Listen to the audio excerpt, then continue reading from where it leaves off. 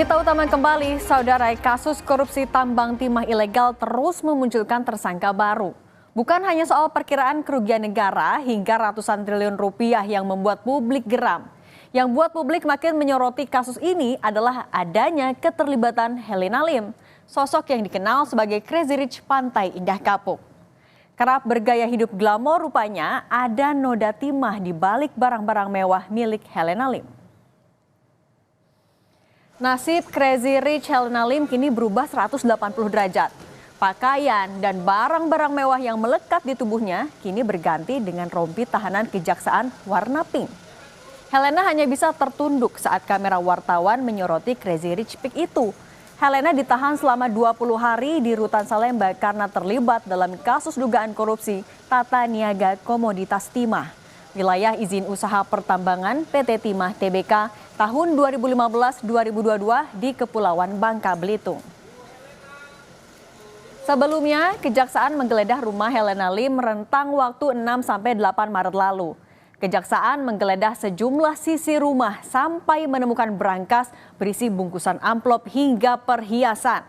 Penggeledahan dilakukan tak hanya di sebuah rumah mewah, tapi juga di kantor PT KSE dan PT SD.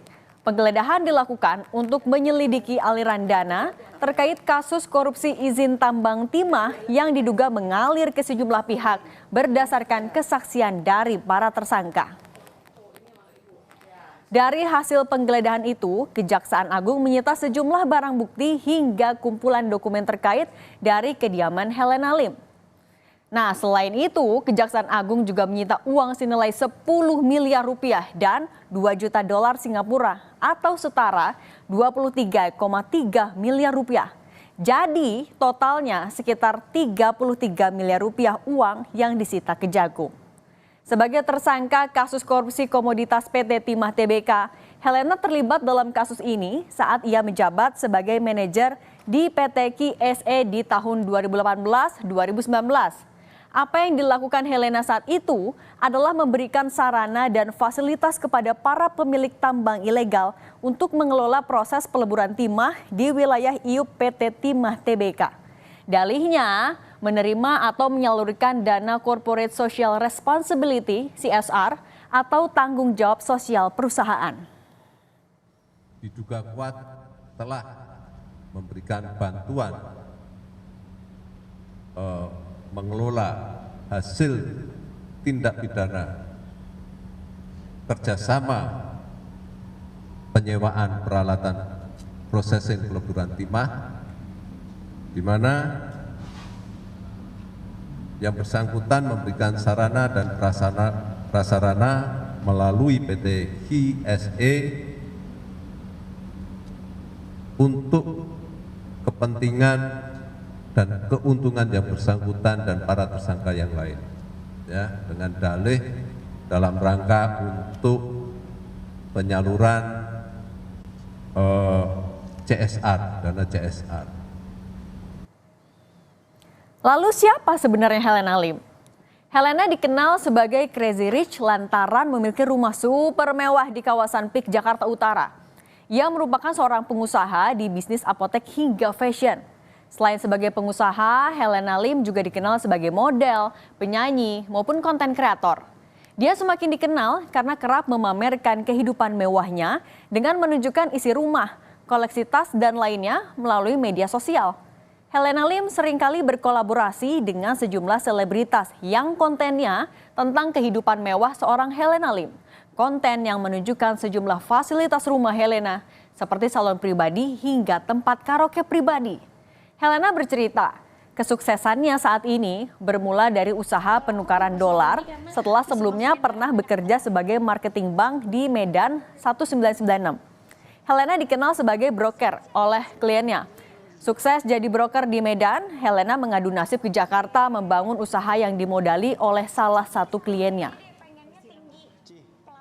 96 aku masih kerja di bank. Itu di Medan? Di Medan. Tahu nggak gajinya berapa? Berapa? Tahun 96. Nggak. 450.000. Ini marketing. Sebenarnya kan kerja aku bukan di teller ya. Tapi aku rajin. Aku rajin tuh duduk di customer service, rajin duduk di teller, suka nyapa-nyapa klien yang datang. Jakarta itu jadi Intinya aku udah banyak customer nih. Udah banyak nih, Udah banyak. udah mapan lah di situ ya, Udah sukses mapan. lah. Jadi kebetulan pas ada satu klien di Jakarta, klien gede, sering suruh aku cari dolar, cari ini. Jadi aku bilang sama dia, kamu di Jakarta buka aja properti, buka aja money changer, buka aja ini. Terus dia bilang, enggak deh, kecuali kamu yang datang. Kamu yang buat, aku yang ngurusin. Oh itu. Dia yang buka tokonya, dia yang ini, aku nggak punya duit. Aku yang buka, kamu punya duit berapa, itu chip in modal, nggak usah banyak nggak apa-apa, kurang duitnya aku pinjemin. Kasus korupsi komoditas timah ternyata juga menyeret Harvey Muiz, suami dari selebritas Sandra Dewi. Harvey terlibat dalam kasus yang sama dengan Helena Lim, namun memiliki peran yang berbeda. Keterlibatan Harvey Muiz semakin mengundang perhatian publik atas kasus korupsi di PT Timah. Harvey ditetapkan jadi tersangka korupsi dalam tata niaga komoditas timah wilayah IUP PT Timah Tbk tahun 2015-2022 pada Rabu malam dan langsung ditahan Kejaksaan Agung, tangannya diborgol dan menggunakan rompi pink. Kejagung menyebut peran Harvey sangat sentral, yaitu dengan cara mengumpulkan petambang ilegal dan melakukan modus menyewa peleburan timah atau smelter, yang selanjutnya mengumpulkan keuntungan dari perusahaan smelter itu sebagai dana CSR yang turut melibatkan Helena Lim. Padahal keuntungan tersebut dibagi untuk Harvey dan sejumlah tersangka lain. Harvey sebagai perpanjangan tangan PT RBT kong kali kong dengan bos PT Timah, ex-direktur utama PT Timah, Mohtar Riza Pahlevi Tabrani yang juga sudah ditetapkan jadi tersangka untuk mengakomodasi kegiatan pertambangan ilegal di wilayah IUP PT Timah. Kejagung turut menyita sejumlah barang bukti dari Harvey Muiz. Tak tanggung-tanggung, barang bukti yang disita memiliki angka yang fantastis. Di antaranya 65 keping emas logam mulia dengan total berat 1062 gram. Lalu ada uang tunai senilai 76 miliar rupiah, 1,5 juta dolar Amerika Serikat atau setara 24 miliar rupiah, dan 411.400 dolar Singapura atau setara 4,7 miliar rupiah. 1 dari 6 orang saksi tersebut setelah dilakukan pemeriksaan secara intensif, tim penyidik memandang telah cukup alat bukti sehingga yang bersangkutan kita tingkatkan statusnya sebagai tersangka, yaitu saudara HM selaku perpanjangan tangan dari PT RBT. Harvey Muiz ini, saudara, merupakan seorang pengusaha tambang yang menjabat sebagai Presiden Komisaris PT Multi Harapan Utama. Harvey juga disebut-sebut memiliki saham di 5 perusahaan batubara lainnya. Sebagai seorang pengusaha, Harvey memiliki sejumlah kekayaan, antara lain rumah mewah, kendaraan mewah, hingga jet pribadi. Sudah ada 140 saksi yang diperiksa dan 16 tersangka dalam kasus dugaan korupsi di perusahaan plat merah PT Timah. Di antaranya ada Harvey, kemudian ada Helena, dan sebelumnya 3 bos PT Timah. Mohtar Riza Pahlevi, Dirut PT Timah 2016-2021, Emil Ernindra, Direktur Keuangan PT Timah 2018, Alwin Albar, Direktur Operasional PT Timah. Kejagung menerangkan mereka semua bersekongkol menyelewengkan biji timah di wilayah IUP PT Timah Tbk. Nah, lalu bagaimana para tersangka bebas mengeruk sumber daya alam Indonesia? Begini saudara, kasus korupsi PT Timah Tbk berkaitan dengan dugaan perjanjian kerjasama fiktif yang dibuat oleh perusahaan boneka guna mengambil biji timah di wilayah Bangka Belitung. Nah, 3 petinggi PT Timah yang jadi tersangka, Alwin Albar, Mohtar Riza Pahlevi, dan Emil Ermindra mengetahui pasokan biji timah yang dihasilkan PT Timah Tbk ini lebih sedikit dibandingkan perusahaan swasta lain. Ya, karena adanya penambangan liar di wilayah IUP PT Timah yang masif. Bukannya menindak penambangan ilegal, 3 mantan bos plat merah ini malah mengajak penambang ilegal untuk kerjasama mengeksploitasi sumber daya alam Indonesia. Caranya gimana? Para tersangka membeli hasil penambangan ilegal dengan harga di atas standar yang ditetapkan perusahaan. Jelas, eksploitasi SDA berpotensi menimbulkan kerusakan lingkungan dan tentu keuangan negara. Anda tahu saudara, total kerugian lingkungan dan keuangan negara angkanya fantastis. Kerugian akibat kerusakan lingkungan saja mencapai 271 triliun rupiah. Mencakup kerugian lingkungan ekologis, kerugian ekonomi lingkungan, dan biaya pemulihan lingkungan. Akademisi dari Fakultas Kehutanan dan Lingkungan IPB, Bambang Hero Saharjo memastikan angka ini bukan sekedar angka di atas kertas. Bambang melakukan pemantauan lapangan dan analisa berbasis satelit sejak tahun 2015.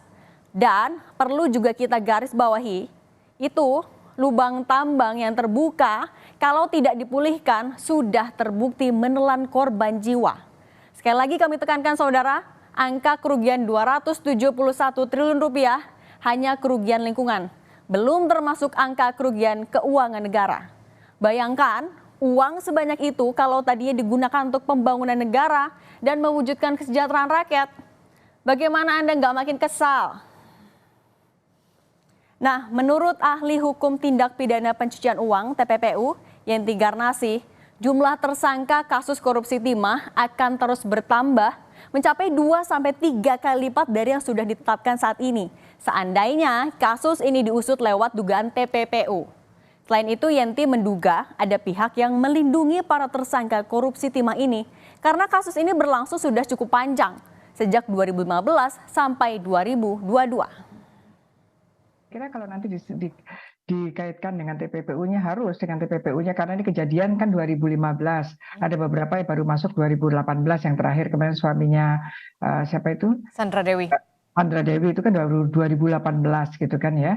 Nah, artinya 2015 sampai dengan sekarang ini kan uang sudah mengalir kemana-mana yang 271 triliun itu. Nah itu dikejarnya pakai TPPU. Dan itu nanti bisa menghasilkan mungkin 2 kali lipat tersangka yang ada sekarang ini. Misalnya, 2 kali lipat potensi tersangka tambahan. Kan sangat bisa jadi 3 kali lipat juga. Kan bang, sistem negara ini sudah tidak ada pengawasannya. Ataukah pengawas-pengawas itu malah justru kong kali kong supaya orang-orang yang ketahuan curang ini ketahuan lancung untuk menghabisi harta negara yang harusnya masuk ke negara ini malah memang dilindungi gitu ya. Jadi eksploitasi sumber daya alam tidak hanya dapat merusak lingkungan, tapi juga menimbulkan kerugian ekonomi dan sosial. Kita tunggu pengungkapan fakta-fakta baru. Akankah jumlah tersangka bakal bertambah banyak?